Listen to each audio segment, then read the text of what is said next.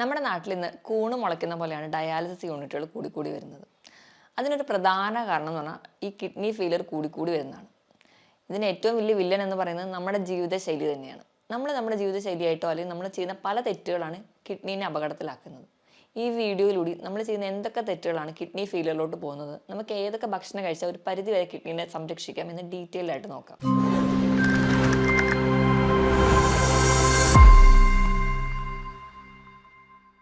ഞാൻ ഡോക്ടർ പ്രിയ, Q1B health കെയറിലെ homoeopathic ഫിസിഷ്യനാണ്. നമ്മൾ ചെയ്യുന്ന ചില തെറ്റുകൾ നമ്മൾ തന്നെ അറിയാതെ ചെയ്യുന്ന തെറ്റുകളായിട്ടോ നമ്മൾ അറിയുന്ന ഒരുപാട് തെറ്റുകൾ നമ്മൾ ചെയ്യുന്നതുകൊണ്ടോ കിഡ്നി ഇന്ന് കംപ്ലീറ്റ് ഫെയിലിയറിലോട്ട് പോകുന്നുണ്ട്. കിഡ്നി എന്ന് പറഞ്ഞാൽ നമ്മുടെ ശരീരത്തിലെ A to Z പ്രവർത്തനങ്ങളെ മാനേജ് ചെയ്യുന്ന ഒരാളാണ്. മൂത്രം മരിച്ച് പുറന്തള്ളുക എന്നുള്ളത് മാത്രമല്ല, നമ്മുടെ ശരീരത്തിലെ മറ്റു പല പ്രവർത്തനങ്ങൾക്ക് സഹായിക്കുന്നുണ്ട്. ചുവന്ന രക്താണുക്കളുടെ ലെവൽ മെയിൻറ്റെയിൻ ചെയ്യാൻ എറിത്രോപോയിറ്റിൻ എന്ന് പറയുന്ന ഹോർമോൺ ഉണ്ടാക്കുന്നു. വൈറ്റമിൻ ഡിയുടെ ലെവൽ മെയിൻറ്റെയിൻ ചെയ്യുന്നു. BP കൺട്രോൾഡ് ആക്കി നിർത്തുന്നു. ഇവയൊക്കെ കിഡ്നിയുടെ പ്രവർത്തനം കൊണ്ടാണ്. നമുക്ക് വേണ്ട ധാതുക്കളെ ലവണങ്ങളെയൊക്കെ സോർട്ട് ഔട്ട് ചെയ്തെടുക്കുന്നതും ഈ കിഡ്നി തന്നെയാണ്. അപ്പം നമ്മുടെ ശരീരത്തിലെ ഒട്ടുമിക്ക പ്രവർത്തനങ്ങൾക്ക് സഹായിക്കുന്നതാണ് കിഡ്നി.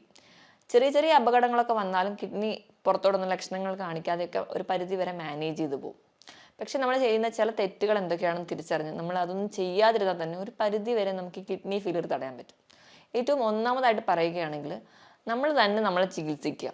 ഇന്ന് നമ്മൾക്കറിയാം മിക്ക ഇലകളോ അല്ലെങ്കിൽ പഴങ്ങളോ നല്ലതാണ്, അല്ലെങ്കിൽ ഇന്ന രോഗങ്ങൾ തടയാൻ ഇത് നല്ലതാണ് എന്നൊക്കെ കേൾക്കുമ്പോൾ തന്നെ നമ്മൾ ധാരാളമായിട്ട് അതങ്ങ് കഴിക്കും. ഏറ്റവും വലിയൊരു ഉദാഹരണം എന്ന് പറഞ്ഞാൽ കുറച്ച് കാലം മുൻപ് തന്നെ കൊളസ്ട്രോൾ നിയന്ത്രിക്കാൻ വേണ്ടിയിട്ട് നമുക്കറിയാം നമ്മൾ കഴിക്കുന്ന ഇരുമ്പൻ പുളി നല്ലതാണെന്ന് പറയുന്നത് കേട്ടിട്ട് ഒരുപാട് ആൾക്കാർ ഈ ഇരുമ്പൻ പുളി എടുത്ത് ജ്യൂസാക്കി അതങ്ങ് ദിവസവും കുടിക്കാൻ തുടങ്ങി. അവിടെ കൊളസ്ട്രോൾ മെയിൻറ്റെയിൻ അല്ലെങ്കിൽ കൊളസ്ട്രോൾ കുറയ്ക്കാൻ വേണ്ടിയാണ് നമ്മളിത് കഴിച്ചിരുന്നതെങ്കിൽ ഇപ്പുറത്തെ സൈഡിൽ ഓക്സലേറ്റുകൾ അടിഞ്ഞ് കിഡ്നി ഡാമേജ് ആവുകയാണ്. നമ്മൾ തന്നെയാണ് നമുക്ക് രോഗങ്ങൾ ഉണ്ടാക്കി വെക്കുന്നത്. ഇതുപോലെയാണ് മറ്റ് പല കണ്ടീഷൻസ് എടുക്കുകയാണെങ്കിലും ചില ഇലക്കറികൾ പൊതുവേ നമുക്ക് ശരീരത്തിന് നല്ലതാണ്. അപ്പോൾ ഇലക്കറികൾ പാകം ചെയ്ത് കഴിക്കുകയാണെങ്കിൽ നമുക്ക് ദോഷമില്ല. ഇത് തന്നെ നമ്മൾ അരച്ച് പിഴിഞ്ഞ് ജ്യൂസായി കുടിക്കുന്നവരാണെങ്കിൽ ഇത് നമ്മുടെ കിഡ്നിനെ നശിപ്പിക്കുന്നു. നെല്ലിക്ക നമുക്ക് നല്ലതാണ്, ഏറ്റവും നല്ല പോലെ വൈറ്റമിൻ സി ഉണ്ട്, ഏറ്റവും നല്ല റിച്ച് സോഴ്സ് ആണെന്ന് നമുക്കറിയാം. എന്നാൽ കുറച്ച് അധികം വൈറ്റമിൻ സി കിട്ടിക്കോട്ടെ എന്ന് ഓർത്തിട്ട് കോവിഡ് കാലങ്ങൾക്ക് അല്ലെങ്കിൽ പല ഇൻഫെക്ഷൻസ് തടയാൻ വേണ്ടിയിട്ട് നമ്മൾ ചെയ്യുന്ന ഒന്നാണ് ഒരു ദിവസം ഒരു 8-10 നെല്ലിക്ക എടുത്ത് അരച്ച് ജ്യൂസാക്കി കുടിക്കുക. അത് നമുക്ക് ദോഷം ചെയ്യും. ദിവസം 1-2 നെല്ലിക്ക അത്രയും നമ്മുടെ ശരീരത്തിന് ആവശ്യമുള്ളൂ. ഞാൻ ഈ പറഞ്ഞതെല്ലാം നിങ്ങൾ ജ്യൂസാക്കി കഴിക്കുകയാണെങ്കിലാണ് പ്രശ്നം ഉണ്ടാവുക. നമ്മൾ പാകം ചെയ്തിട്ടാണ് കഴിക്കുന്നതെങ്കിൽ നമ്മൾ ഇപ്പോൾ ചീരയൊക്കെ ആണെങ്കിൽ ഒരു ലിമിറ്റിൽ നമുക്ക് കുക്ക് ചെയ്ത് കഴിക്കുകയാണെങ്കിൽ നമുക്ക് കുഴപ്പമില്ല. നമ്മൾ ജ്യൂസാക്കി കഴിക്കുമ്പോഴാണ് ഈ പറഞ്ഞ പ്രശ്നങ്ങൾ ഉണ്ടാവുന്നത്. ഇനി അടുത്തൊരു പ്രശ്നം എന്ന് പറഞ്ഞാൽ പെയിൻ കില്ലേഴ്സിൻ്റെ അധികമായിട്ടുള്ള ഉപയോഗം. ഡോക്ടേഴ്സിനെ കാണാനോ അല്ലെങ്കിൽ ഡോക്ടറെ കാണാനുള്ള ബുദ്ധിമുട്ട് കൊണ്ടോ ഒരു സമയലാഭത്തിന് വേണ്ടിയിട്ടോ സ്വയം ചികിത്സിക്കുക. പനി വരുമ്പോൾ ഉടനെ പാരസെറ്റമോളോ അല്ലെങ്കിൽ മറ്റ് പെയിൻ കില്ലേഴ്സോ അല്ലെങ്കിൽ ടെമ്പറേച്ചർ കുറയ്ക്കാൻ മറ്റ് ടാബ്ലറ്റ്സോ ഡിപ്പെൻഡ് ചെയ്യുക. ഇങ്ങനെയൊക്കെ ചെയ്യുന്നതിൻ്റെ ഭാഗമായിട്ട് ഡോക്ടറുടെ കൺസൾട്ടേഷൻ ഇല്ലാതെ മെഡിസിൻസ് എടുക്കുന്നതിൻ്റെ ഭാഗമായിട്ട് കിഡ്നി ഫെയിലിയറിലോട്ട് പോകാം. ഇനി അധികമായിട്ട് ഫോസ്ഫറസ് കണ്ടൻറ്റുള്ള ഭക്ഷണങ്ങൾ നമ്മൾ കൂടുതലായിട്ട് കഴിക്കാം. ഫോസ്ഫറസ് കണ്ടൻറ്റുള്ള ഭക്ഷണങ്ങൾ എന്ന് പറയുമ്പോൾ നമ്മൾ കഴിക്കുന്ന പേസ്ട്രി, കേക്ക്സ്, പുഡിംഗ് ഇവയിലൊക്കെ ധാരാളം ഫോസ്ഫറസ് ഉണ്ട്. ഇവ നമ്മുടെ ശരീരത്തിൽ അധികമായിട്ട് ചെന്ന് കഴിഞ്ഞാൽ പ്രശ്നമാണ്. അതുപോലെ തന്നെ സോഡിയത്തിൻ്റെ അളവ് കൂടിയാലും നമുക്കറിയാം BP കൂടാനൊരു കാരണം എന്ന് പറഞ്ഞാൽ സോഡിയം കൂടുന്നതാണ്. സോഡിയം എന്ന് പറയുമ്പോൾ സോഡിയം ക്ലോറൈഡ് ഫോമിൽ ഉപ്പായിട്ട് നമ്മൾ കഴിക്കുന്നത് വറുത്തതും പൊരിച്ചതുമായിട്ടുള്ള എല്ലാ വസ്തുക്കളിലും ഹോട്ടൽ ഫുഡുകളിൽ പ്രത്യേകിച്ച് അതൊന്നും കേടുകൂടാതിരിക്കാനും അതുപോലെ തന്നെ ഒന്ന് ടേസ്റ്റ് കൂടാനും അവർ ആവശ്യത്തിലും കൂടുതൽ ഉപ്പാണ് ഉപയോഗിക്കുന്നത്. നമുക്ക് ദിവസവും കഴിക്കാവുന്ന ഉപ്പിൻ്റെ അളവ് എന്ന് പറഞ്ഞാൽ 5 ഗ്രാം ആണെങ്കിൽ അതിലും അധികം നമ്മുടെ ശരീരത്തിൽ ചെല്ലുമ്പോൾ അത് നമുക്ക് കിഡ്നി ഡാമേജിലോട്ട് എത്തിക്കുന്നുണ്ട്. ഇതൊക്കെ നമ്മൾ അറിയാതെ അല്ലെങ്കിൽ അറിഞ്ഞുകൊണ്ട് ചെയ്യുന്ന ഒരുപാട് തെറ്റുകളാണ്. മദ്യപാനം, പുകവലി പോലെയുള്ള ശീലങ്ങൾ ഉണ്ടെങ്കിൽ അത് മറ്റ് ഓർഗൻസിനെ അഫക്റ്റ് ചെയ്യുന്നത് തന്നെ കിഡ്നിനെയും ബാധിക്കുന്നുണ്ട്. മദ്യം എന്ന് പറയുന്ന ഒരു ഡീഹൈഡ്രേറ്റിംഗ് ഏജൻ്റാണ്. അപ്പോൾ നമ്മുടെ ശരീരത്തിലെ വെള്ളത്തിനെ മുഴുവൻ ഊറ്റി കളയും. അത് നമ്മുടെ കിഡ്നിക്ക് സ്ട്രെയിൻ ചെയ്യുകയും അത് നമുക്ക് കിഡ്നി ഫെയിലിയറിലോട്ട് പോകും. പുകവലി എന്ന് പറയുമ്പോൾ അവിടെ ഉണ്ടാകുന്ന നിക്കോട്ടിൻ എന്ന് പറയുന്ന പ്രൊഡക്റ്റ് രക്തക്കൊഴലിൽ അടിയുകയും അത് അടിയുന്ന ഭാഗമായിട്ട് കിഡ്നി ഫെയിലിയറിലോട്ട് പോകാം. കാരണം കിഡ്നിക്ക് വേണ്ട രീതിയിലുള്ള രക്തം പമ്പ് ചെയ്ത് എത്തുന്നില്ലാത്തതുകൊണ്ട്. അതുപോലെ നമ്മൾ വേണ്ട രീതിയിൽ വെള്ളം കുടിക്കാതിരുന്നാലും കിഡ്നീനെ ബാധിക്കും. നമ്മൾ ദാഹിക്കുമ്പോൾ മാത്രം വെള്ളം കുടിക്കുക അല്ലെങ്കിൽ ചോറുണ്ട് കഴിഞ്ഞ് ഒരു ഗ്ലാസ് വെള്ളം കുടിക്കുക, ഈ ഒരു ശീലമുള്ളവരാണെങ്കിൽ നമ്മുടെ ശരീരഭാരത്തിനനുസരിച്ച് വെള്ളം നമ്മുടെ ശരീരത്തിൽ എത്തിയില്ലെങ്കിലും നമുക്ക് കിഡ്നിക്ക് ഫെയിലിയറിലോട്ട് പോകാൻ കാരണമാകും. കാരണം നമ്മുടെ ശരീരഭാരം എടുക്കുകയാണെങ്കിൽ 25 കിലോയ്ക്ക് 1 ലിറ്റർ വെള്ളം, ഇതാണ് കണക്ക്. ഈ ഒരു കണക്കിൽ നമ്മൾ എന്തായാലും നിർബന്ധമായിട്ട് വെള്ളം കുടിക്കണം. അപ്പം അങ്ങനെ നിർബന്ധമായി വെള്ളം കുടിക്കാൻ അല്ലെങ്കിൽ കുടിക്കാൻ മടിയുള്ളവരാണെങ്കിൽ നിങ്ങൾ ബോട്ടിൽ രാവിലെ തന്നെ വെള്ളം എടുത്ത് വെച്ചിട്ട് അത് കുടിക്കാൻ വേണ്ടി ശീലിക്കുക. എങ്കിലൊരു പരിധി വരെ കിഡ്നി അപകടത്തിലാവുന്നത് നമുക്ക് തടയാൻ പറ്റും. ഇനി ഉറക്കത്തിന് വലിയൊരു ഫാക്ടർ ഉണ്ട്. ഉറക്കം എങ്ങനെ കിഡ്നീനെ പ്രൊട്ടക്റ്റ് ചെയ്യുന്നു നോക്കിക്കഴിഞ്ഞാൽ ഉറങ്ങുമ്പോൾ ഒരു പരിധി വരെ ഒരു കുറഞ്ഞ അളവിലെങ്കിലും കിഡ്നിക്ക് ചെറിയൊരു റെസ്റ്റ് ഉണ്ട്. കിഡ്നിയുടെ ലോഡ് കുറച്ച് കുറവാണ്. അപ്പോൾ നമുക്ക് കിഡ്നിക്ക് ചെറിയൊരു റെസ്റ്റ് കൊടുത്താൽ തന്നെ അത് കുറച്ചധികം കാലം കൂടി ഓടാൻ സഹായിക്കും. ഇനി നമ്മുടെ ഭക്ഷണത്തിൻ്റെ കാര്യം എടുക്കുകയാണെങ്കിൽ നമുക്കറിയാം, നമുക്ക് കൂടുതൽ ഇഷ്ടം നോൺ വെജ് ഫുഡ് കഴിക്കാനാണ്. എത്ര രാത്രി വൈകിയാലും പുറത്ത് പോയി ഭക്ഷണം കഴിക്കാൻ നമുക്ക് എല്ലാവർക്കും ഇഷ്ടമാണ്. അതുകൊണ്ട് തന്നെയാണ് നമ്മുടെ നാട്ടിൽ രാത്രിയാണ് കൂടുതലും ഹോട്ടലുകളൊക്കെ പ്രവർത്തിക്കുന്നത്. രാവിലത്തെ ബ്രേക്ക്ഫാസ്റ്റ് നമ്മളെല്ലാവരും തന്നെ സ്കിപ്പ് ചെയ്യാൻ റെഡിയാണ്. അതുപോലെ തന്നെ ഉച്ചത്തെ ലഞ്ച് നമുക്കൊന്ന് മോഡറേറ്റ് ആയിട്ട് കൺട്രോൾ ചെയ്യാൻ ഇഷ്ടപ്പെടുന്നവരാണ്. പക്ഷേ രാത്രി നല്ല ഹെവി ആയിട്ട് തന്നെ കഴിച്ചിട്ട് കിടക്കും. ഈ ഒരു ശീലം ഉള്ളതുകൊണ്ട് തന്നെ അമിതവണ്ണം നമുക്ക് പെട്ടെന്ന് വരുന്നു, കുടവയറ് നമുക്ക് പെട്ടെന്ന് വരുന്നു. അമിതവണ്ണമൊക്കെ വരുമ്പോൾ തന്നെ ഏറ്റവും വലിയ വില്ലനാവുന്നത് ലോഡ് കൂടുകയാണ് കിഡ്നിക്ക്. അപ്പോൾ കിഡ്നിക്ക് ഒരുപാട് സ്ട്രെയിൻ ചെയ്യണം. അതിൻ്റെ ഭാഗമായിട്ട് കിഡ്നി പെട്ടെന്ന് ഡാമേജ് ആവാം. അതുപോലെ തന്നെ നമ്മൾ പ്രത്യേകിച്ച് വ്യായാമം ഒന്നും ചെയ്യാത്തതും ഈ അമിതവണ്ണത്തിന് കാരണമാകും.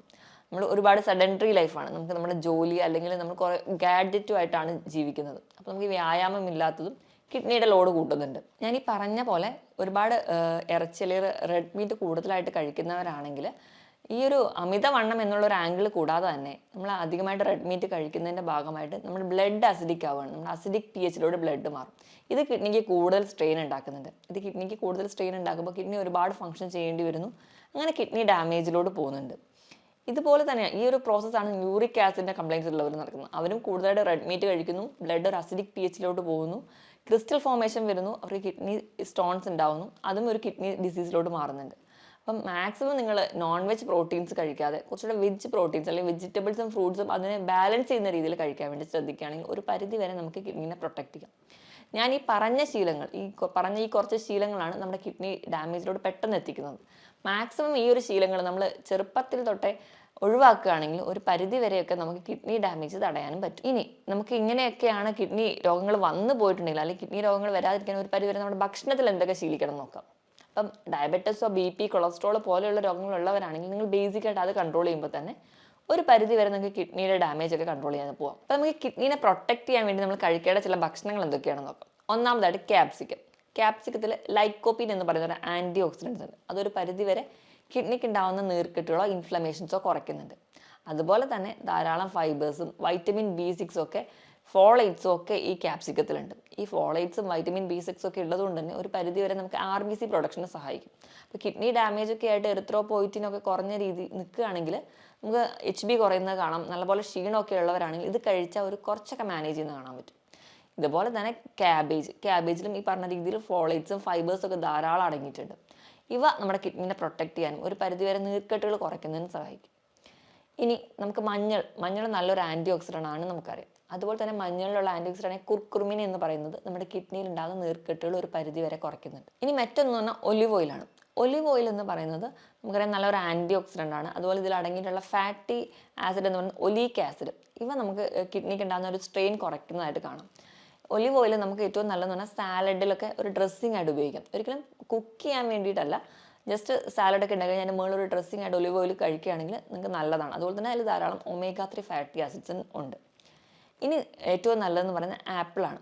ആപ്പിൾ ധാരാളം ഫൈബേഴ്സ് ഉണ്ട്. ഈ ഫൈബേഴ്സ് നമുക്കിപ്പം കുടലിലോ അല്ലെങ്കിൽ നമ്മുടെ ശരീരത്തിലുണ്ടാകുന്ന പല ടോക്സിൻസിനെ പെട്ടെന്ന് തന്നെ പുറം തള്ളി കളയാൻ വേണ്ടിയിട്ട് നമുക്ക് ഈ ഫൈബേഴ്സ് നമ്മളെ സഹായിക്കുന്നുണ്ട്. അപ്പോൾ നിങ്ങൾക്ക് കഴിക്കാവുന്ന ഒരു ഫ്രൂട്ടാണ് ആപ്പിൾ. അതുപോലെ തന്നെ തണ്ണിമത്തൻ കഴിക്കുമ്പോൾ അതിലും ഈ ലൈക്കോപ്പിൻ എന്ന് പറയുന്ന ആൻറ്റി ഓക്സിഡൻസ് ഉണ്ട്. അത് നമുക്ക് ഇൻഫ്ലമേഷൻ കുറയ്ക്കുന്നുണ്ട്. അതുപോലെ തണ്ണിമത്തൻ നമുക്ക് നല്ല ഹൈഡ്രേഷൻ തരുന്ന ഒരു ഫ്രൂട്ടാണ്. അപ്പോൾ അതും നിങ്ങൾക്ക് ഉൾപ്പെടുത്തുന്ന ഒരു പരിധിവരെ കിഡ്നിനെയൊക്കെ സംരക്ഷിക്കാൻ വേണ്ടി സഹായിക്കും. ഇനി ഇത് കൂടാതെ തന്നെ നമുക്ക് നമ്മുടെ ഉപ്പിൻ്റെ അളവൊന്ന് നിയന്ത്രിക്കാൻ വേണ്ടി ശ്രദ്ധിക്കുക. കിഡ്നീനെ അപകടത്തിലാക്കുന്നതിന് മുൻപ് നിങ്ങളുടെ ഉപ്പിൻ്റെ അളവ് നിങ്ങൾ കഴിക്കുമ്പോൾ മാക്സിമം വറുത്തതും പൊരിച്ചതൊക്കെ ഒഴിവാക്കിയിട്ട് ഇതൊക്കെ കഴിക്കുന്നതിനോടൊപ്പം തന്നെ നിങ്ങളുടെ ഉപ്പിൻ്റെ അളവ് മെയിൻറ്റെയിൻ ചെയ്യുക. മാക്സിമം നിങ്ങൾ ഫുഡൊക്കെ കഴിക്കുമ്പോൾ ഒരു 4 ഗ്രാമിലൊക്കെ കൂടാതിരിക്കാൻ വേണ്ടി ശ്രദ്ധിക്കുക. അപ്പോൾ നമുക്ക് ഉപ്പിൻ്റെ അളവ് മെയിൻറ്റെയിൻ ചെയ്ത ഒരു പരിധിവരെ കിഡ്നി ഡാമേജ് ഒക്കെ കുറയ്ക്കാൻ പറ്റും. ഇനി ഭക്ഷണത്തിൽ ഉൾപ്പെടുത്തേണ്ടതാണ് വെളുത്തുള്ളിയിൽ അല്ലിസിൻ എന്ന് പറയുന്ന ഒരു കണ്ടന്റ് ഉണ്ട്. ഇതും നമുക്കൊരു പരിധിവരെ കിഡ്നി ഡാമേജ് കുറയ്ക്കാൻ പറ്റും. അതുപോലെ ഇഞ്ചിയിൽ അടങ്ങിയിട്ടുള്ള കണ്ടന്റ് നമുക്ക് ശരീരത്തിലുണ്ടാകുന്ന നീർക്കെട്ടുകൾ കുറയ്ക്കുന്നു. അതുപോലെ തന്നെ കിഡ്നി ഡാമേജ് ഉണ്ടാകുമ്പോൾ ഒരുപാട് പേർക്ക് ഉണ്ടാകുന്ന ഒരു ബുദ്ധിമുട്ടാണ് നടുവിന് കഴപ്പ്, നടുവേദനയൊക്കെ. ഈ ഒരു പ്രശ്നവും നമുക്കൊരു പരിധിവരെ കുറയ്ക്കാൻ പറ്റും. അതുപോലെ തന്നെ ഇഞ്ചി നല്ലൊരു ഡയൂറെറ്റിക്കായിട്ടും ആക്ട് ചെയ്യുന്നുണ്ട്. ധാരാളം ഇലക്കറികളൊക്കെ കഴിക്കുക. ഇലക്കറികൾ എന്ന് പറയുമ്പോൾ നമ്മൾ ചീര മാത്രമല്ല, അല്ലാതെ മറ്റ് ബ്രക്കോളി അങ്ങനെയുള്ള ഇലക്കറികളൊക്കെ ധാരാളമായി കഴിക്കാൻ വേണ്ടി ശ്രദ്ധിക്കുക.